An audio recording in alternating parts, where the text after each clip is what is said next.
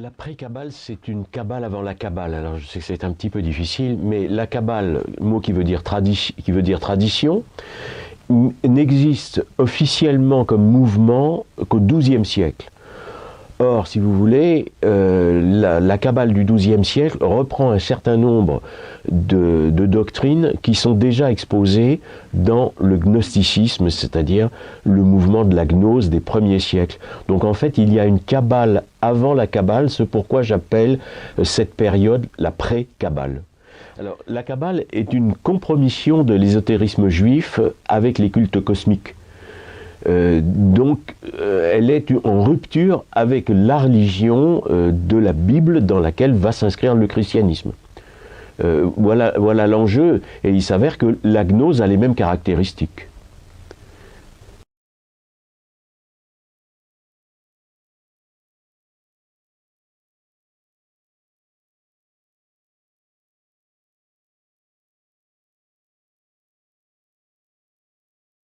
D'abord que quand ces polémiques ont pris un tour personnel, des attaques personnelles, je les trouve absolument inadmissibles.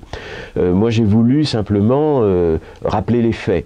Il est certain qu'au début du christianisme, saint Paul ou saint Irénée évoquent une gnose en tant que connaissance supérieure du christianisme, notamment de l'apocalyptique.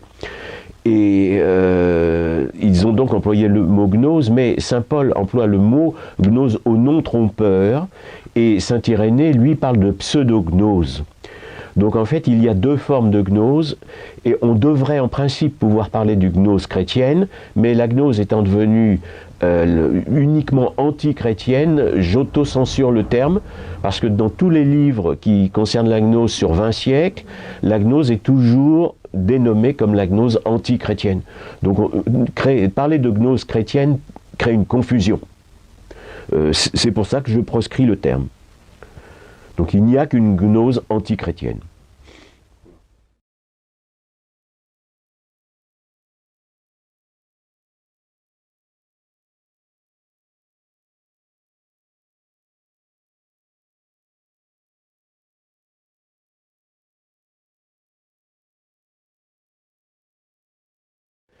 Bien, les premiers siècles vont opposer Alexandrie à Rome parce que ce sont dans des milieux que l'on appelle judéo-chrétiens que vont être élaborées les principales hérésies gnostiques.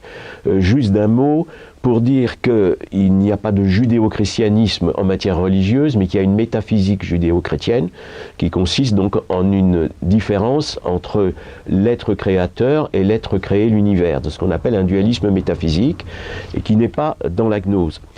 Or, après la destruction du temple de Jérusalem, la communauté judéo-chrétienne, parce que s'il n'y a pas de judéo-christianisme, il y a eu une communauté qui s'est appelée judéo-chrétienne, qui sont en fait des chrétiens convertis qui vivaient encore à Jérusalem avant la destruction et qui ont suivi les communautés juives dans leur exil après Jérusalem. Et ce sont dans ces milieux qu'ont été élaborées les principales hérésies gnostiques. Donc les hérésies gnostiques ne sont pas chrétiennes, contrairement à ce qu'on dit, elles sont en fait d'origine juive dans le sens où le judaïsme a rompu, l'ésotérisme juif a rompu avec la métaphysique de la Bible. Alors c'est flagrant dans les trois principales sources du gnosticisme qui sont Simon le magicien, qui est le premier fondateur d'une secte d'illuminés, qu'on connaît par les actes des apôtres parce que les Saint-Pierre et Saint-Jean ensemble, j'insiste sur ce point, parce que certains prétendent hériter d'une église de gens qui n'existe pas, refusent et rejettent Simon le magicien. La deuxième source de la gnose, ce sont les Esséniens, qui vont être à l'origine des fameux hérétiques ébionites, qui ont un parcours très important. Et ensuite, la troisième source de la gnose, c'est Philon le Juif, qui est le premier philosophe gnostique. C'est lui qui va fonder un mouvement que l'on appelle le néoplatonisme, dont va descendre toute la philosophie gnostique, et qui, lui, vit à Alexandrie, et vient d'ailleurs d'Alexandrie à Rome, comme représentant de sa communauté, et ce qui va entraîner d'ailleurs les persécutions à Rome. Donc si vous voulez, le gnosticisme est non seulement un mouvement hérétique, mais c'est un mouvement qui accompagne aussi les persécutions qui ont été faites contre les chrétiens pendant ces premiers siècles.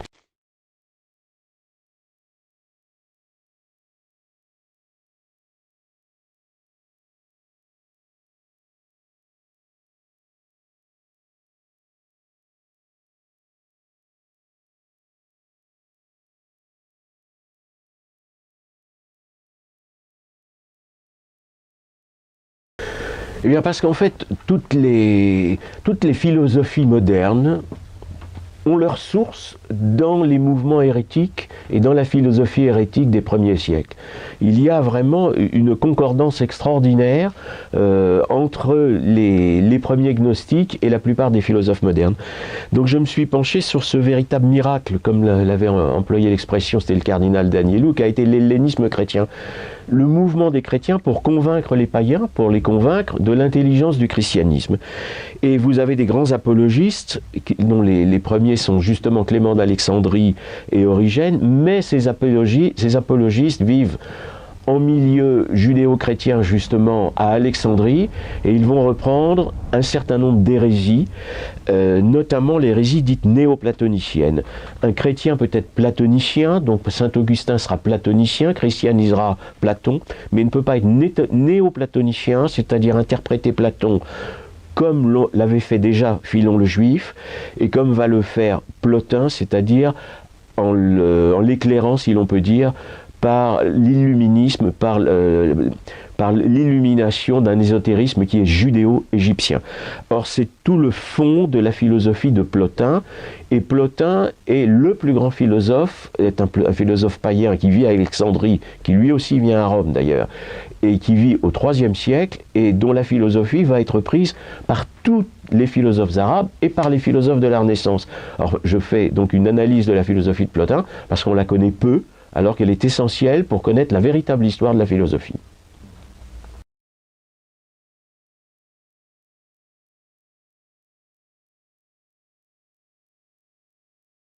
Oui, parce que le manichéisme, en fait, est une sorte de syncrétisme de toutes les gnoses qui ont précédé.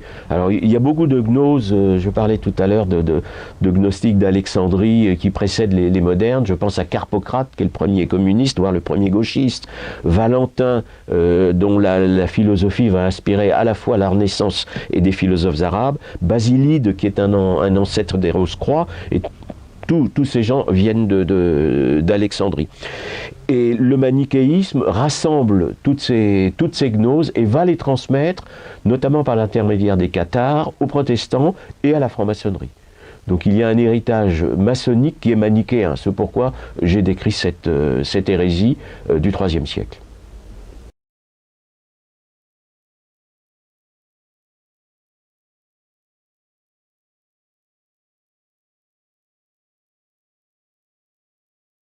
Oui, alors ça, c'est un sujet qui a été très difficile parce que c'est une époque où on n'a pas tellement de documents, mais il est certain que les auteurs hérétiques ont été connus dans certains monastères et ont pu induire en erreur des moines, notamment dans les monastères britanniques. Il y a tout un mystère des monastères britanniques que j'essaye d'élucider.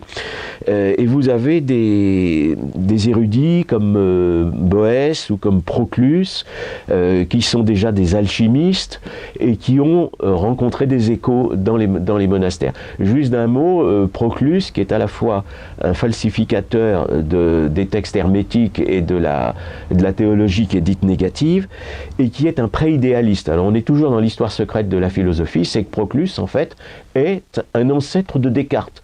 Et personne aujourd'hui qui étudie Descartes ne sait que Proclus est un ancêtre de Descartes. Or, Proclus se pensait illuminé par le soleil égyptien. Donc je retrace toute cette historique des premiers siècles, y compris à travers les monastères, qui est assez difficile, mais qui prélude tout ce qui va se passer par la suite.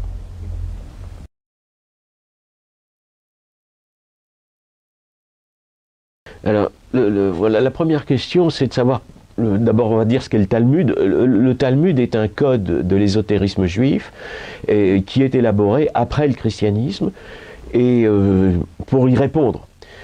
C'est aussi un texte qui comprend un certain nombre de doctrines qui sont anti-chrétiennes. Or, les hérésies gnostiques, je pense notamment à l'arianisme, vont reprendre l'arianisme qui est une négation de la divinité de Jésus, qui le réduit à sa nature humaine, et qui est évidemment une hérésie très importante, qui a été contredite au concile de Nicée. Concile de Nicée, juste un aparté, dont le grand théologien évidemment est saint Athanase, et pas du tout l'empereur Constantin, comme on a pu lire dans certains livres mensongers d'actualité. Or, ces doctrines vont se retrouver dans un texte qui est du VIe siècle, un livre talmudique du VIe siècle, qui s'appelle le livre de la création, et qui est qui prélude ce que l'on va trouver ensuite dans le Coran. Il y a des doctrines, par exemple l'accusation du trithéisme que serait le christianisme, il est dans ce livre talmudique du VIe siècle. Le Dieu omniscient y est, la prédestination totale et la soumission y est. Donc il y a une route ésotérique du Talmud jusqu'au Coran. Et j'ai cherché à suivre, et là évidemment c'était aussi très difficile, comment les Arabes avaient pu avoir connaissance de ces doctrines hérétiques, et je suivis des sectes, notamment en Perse, en Syrie pardon, et en Arabie, des sectes qui sont dans la lignée du fameux Origène, et l'origénisme ayant évidemment été condamné par l'Église. Donc il y a une route du Talmud au Coran. Je ne dis pas que la filiation soit directe, mais elle est indirecte, et je pense que c'est très important pour pouvoir analyser ce qu'est réellement l'islam.